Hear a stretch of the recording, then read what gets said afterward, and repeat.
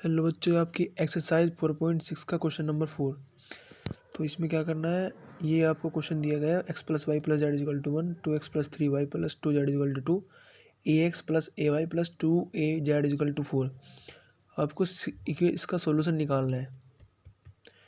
ठीक है, आपको बताना है कि कंसिस्टेंट है या नहीं है। सिस्टम ऑफ इक्वेशन कंसिस्टेंस है नहीं है बताना है। तो अगर कंसिस्टेंट है तो यूनिक सोल्यूशन है या इनफाइनाइट सोल्यूशन चेक करते हैं। देखिए, अब इन्वर्स निकालने के लिए हम क्या यूज करते हैं, ए एक्स इजिकल टू बी। तो एक्स इजिकल टू क्या हो जाता है, ए इन्वर्स बी हो जाता है। ठीक है, तो हम देखिए सबसे पहले ए निकालते हैं। हमारे पास यहाँ से ए क्या आएगी, ये 1 1 1 coefficient of x y z from the first equation. And second row में क्या आएगा, coefficient of x y z from the second equation. और थर्ड रो में coefficient of x y z from the third equation. तो इस तरह से ये इक्वेशन आ गई हमारे पास, ये मैट्रिक्स आ जाएगी। तो अब इसका डिटरमिनेंट लेते हैं।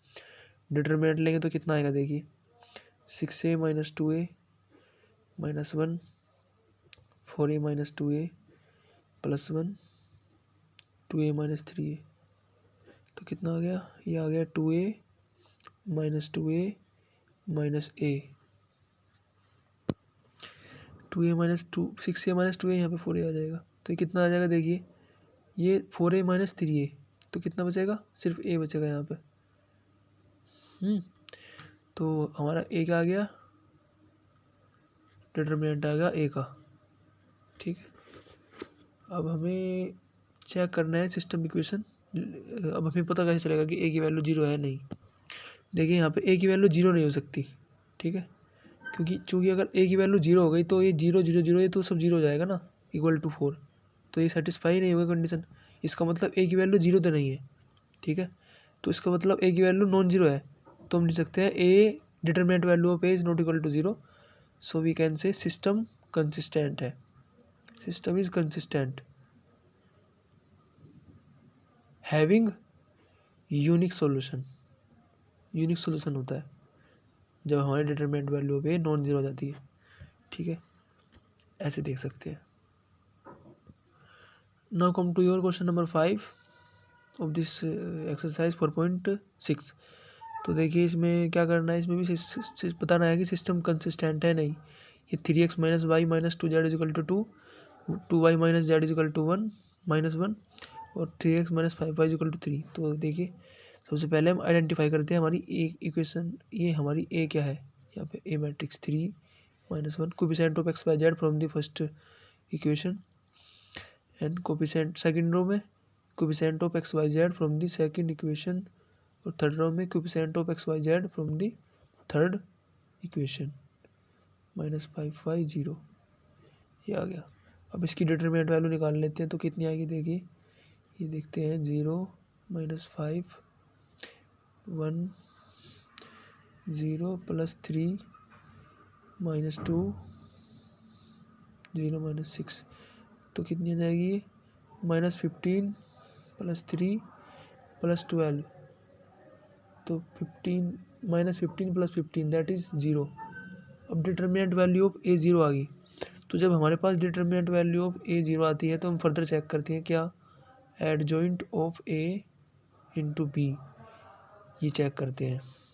तो अगर ये 0 आ जाएगा, ठीक है, इसके दो कंडीशन, अगर ये 0 आ गया, ये नल मैट्रिक्स बोलेंगे ना, मैट्रिक्स आएगी ना, मैट्रिक्स इंटू मैट्रिक्स। तो नल मैट्रिक्स आ गया तो सिस्टम होगा कंसिस्टेंट और इनफाइनाइट सॉल्यूशन होंगे, इनफाइनाइट सॉल्यूशन। ठीक है, लेकिन अगर ये नॉन जीरो आया, not equal to null matrix नहीं आया, तो नो सॉल्यूशन, ये कंडीशन होती है। तो देखिए हम एडजॉइंट निकालते हैं सबसे पहले इसका, एडजॉइंट ऑफ ए। तो एडजॉइंट ऑफ ए निकालने के लिए तो देखिए सबसे पहले हम क्या करते हैं, कोफैक्टर मैट्रिक्स निकाल लेते हैं। ये हमारे पास ए है तो उसके कोफैक्टर एलिमेंट निकालते हैं, a11 निकालते हैं। तो ये कितना हो जाएगा, 0 -5 हो जाएगा। a12 निकालते हैं, 0 प्लस 3 -3 हो जाएगा। a13 निकालते हैं, ये 0 -6 हो जाएगा।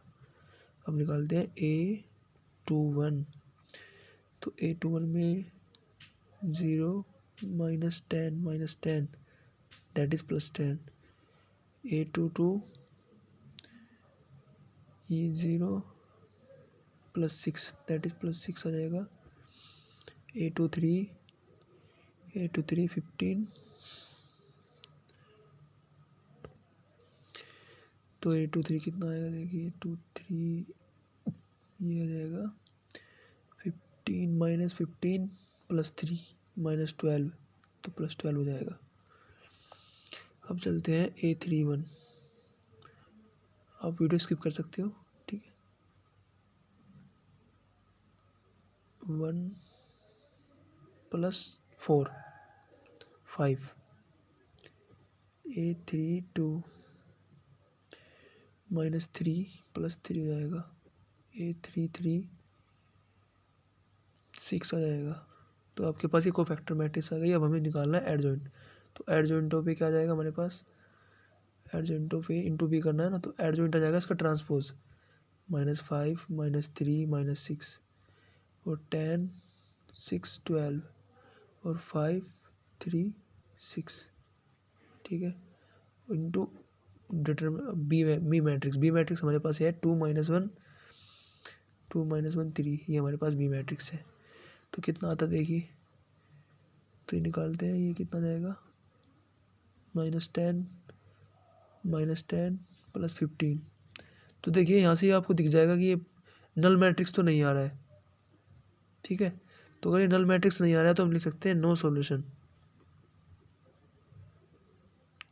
सॉल्यूशन एग्जिस्ट, ठीक है। ये बोल सकते हैं system is inconsistent,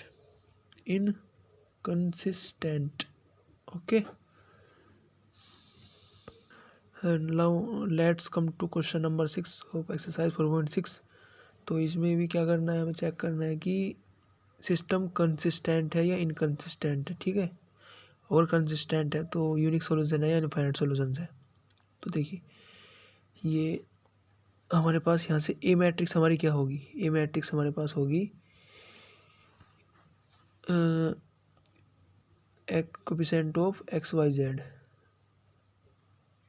from the first equation.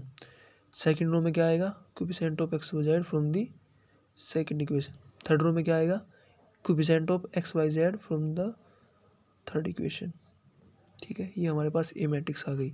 हमें अब क्या करना है, इसके डिटरमिनेंट लेके देखना है कि अगर 0 आ जाता है तो फर्दर चेक करेंगे adjoint of A into B. अगर वो भी 0 आ जाता है तो इनफाइनाइट सॉल्यूशन, अगर नहीं 0 आता है तो नो सॉल्यूशन। लेकिन अगर डिटरमिनेंट वैल्यू 0 नहीं आती है यहाँ पे ए की, तो unique solution, system is consistent. तो देखिए कितना आएगा, 5 6 +10 1 12 -25 +4 -4 -15। तो डिटरमिनेंट वैल्यू अभी कितने आ गई हमारे पास, 80 -13 और ये -76, ठीक है। ये 19 हो जाएगा। तो अगर आप ध्यान से देखें तो आपके पास आ रहा है 4 9 आएगा आपके पास, -9। तो डिटरमिनेंट वैल्यू ऑफ ए कितनी आ गई, -9। तो हम लिख सकते हैं determinant value of A is not equal to 0, so system is consistent and having unique solution, ओके। समझ में आया।